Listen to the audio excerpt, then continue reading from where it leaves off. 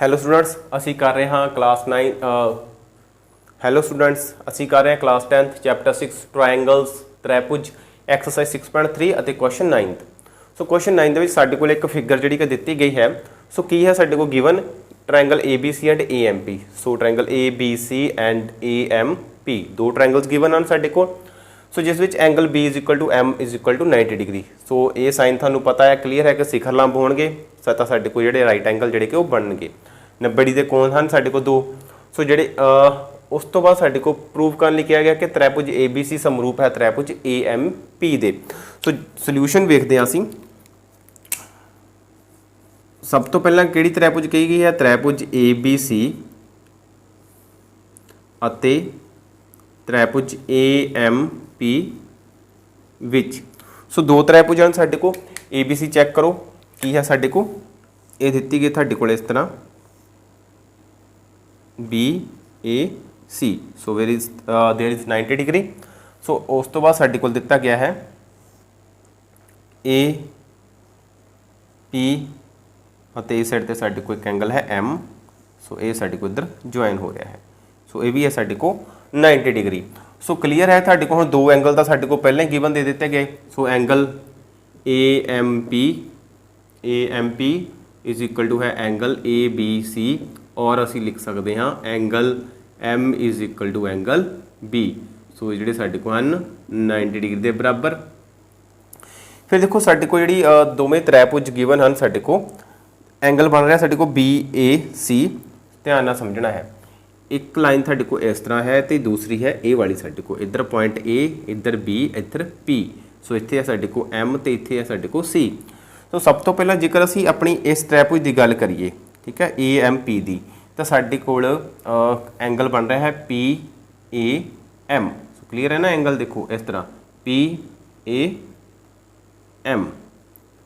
सो फिर असी जेकर अपनी ट्रायंगल BAC की गल करिए तो साडे कोल एंगल बन रहा साडे को, देखो इसनूं साफ कर दो, इनू भी साफ कर दो पॉइंट नूं। तो साडे को देखो ए की पोजीशन तो नहीं हिल रही, ए अपनी जगह तो उत्थे ही है तो एंगल जिहड़ा वो सेम बना रहा है। सो ए जिहड़ी पोजीशन सी साडे को उत्थे दी उत्थे खड़ियां दोवें।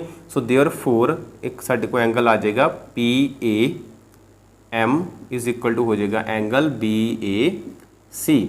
सो ये भी साडे को जिहड़ा एंगल आ गया साडे को सांझा कोण और जिसनों असीं लिखते हैं कॉमन एंगल। सो जदों जिहड़े कोण ने साडे को सांझे आ जाणगे तां इसलिए त्रिभुज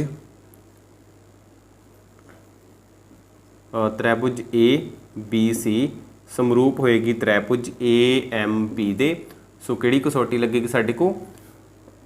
समरूपता त्रिभुज दी AA कसौटी लगी। सो उस तो बाद जो असी इंग्लिश च लिखिए तो साडे को आ जाएगा AA criteria of similar triangles. So ये साडा सी फस्ट पार्ट जिहड़ा साडे को क्लीयर हो गया। सो फिर साडे को आंदा साडा सैकेंड पार्ट। हुण सैकेंड पार्ट के लिए फिर असी ये दोवें त्रिभुज की जिहड़ी कि गल करांगे।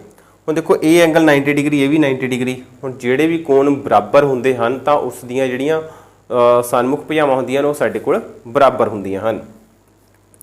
सो साडे कोल आ जाएगा देखो B दे सामने भुजा AC, साडे को आ जाएगा AC ओवर इस दे सामने किहड़ी है साडे को AP। ये आ गए साडे को AP। ये बराबर होणगे क्योंकि angle B is equal to है एंगल M दे अते जो साडे कोल है 90 डिग्री के बराबर। सो बराबर कोणां दियां सन्मुख भुजावां बराबर हुंदियां हन। So opposite sides of equal triangle are equal. So ये तो आ गया साडे को बराबर, तो इसनूं असीं मान लिया इक्वेशन फस्ट। फिर उस तो बाद साडे कोल आंदा है दूसरा होर एंगल। देखो साडे को PA वाला एंगल साडे को जिहड़ा दोवां दे विच कॉमन सीगा। सो इस दे विच A दे सामने साइड किहड़ी है साडे को BC। So side BC over इस दे विच A दे सामने साडे को साइड किहड़ी है PM जां MP। सो इस दे लिए भी सेम ही साडे को यही क्राइटेरिया लग गया जो असी उपर लगाया है। ठीक है, मतलब कि ए लगेगा साडे को कल्ला ए वाला पार्ट। ठीक है, इधर आ जाएगा। सो इसनों असी इक्वेशन मान लिया 2। सो फिर असी लिखते हैं 1 ਅਤੇ 2 तो। सो 1 ਅਤੇ 2 तो साडे कोल आ गया AC over AP is equal to आ जाएगा साडे को BC ओवर MP। सो देखो साडे कोल की है CA लिख लो जां असीं AC लिख लीए, कुछ भी आ जाए साडे को सेम ही होवेगा। और CA over PA is equal to आ जाएगा साडे को BC ओवर MP। सो ये साडे को अनुपात जिहड़ा है दोवां दा साडे को जिहड़ा कि वो बराबर आ जाएगा, सिद्ध कीता। सो ये साडे कोल बराबर क्यों आता है, इसका जिहड़ा क्राइटेरिया है साडे कोल की आएगा, समरूप त्रिभुजां दियां संगत भुजावां दा अनुपात बराबर हुंदा है। सो एक ही है साडे कोल के ratio of the corresponding sides of similar triangle in proportion. मतलब कि जो भी दो त्रिभुज साडे को समरूप हो जाते हैं तो उसदियां भी जिहड़ियां संगत भुजावां हुंदियां ਜਦੋਂ उन्हां दा अनुपात कड्डदे हाँ तो जिहड़ा अनुपात है साडे को समान रहिंदा है। सो ये सी साडा क्वेश्चन नंबर 9th। सो उम्मीद करदा कि जिहड़ा क्वेश्चन है तुहानूं क्लीयर हो गया होवेगा। सो ਵੱਧ ਤੋਂ ਵੱਧ ਬੱਚਿਆਂ तक शेयर करो ਤਾਂ जो ਅਸੀਂ ਵੱਧ ਤੋਂ ਵੱਧ ਬੱਚਿਆਂ ਦੀ सहायता कर ਸਕੀਏ।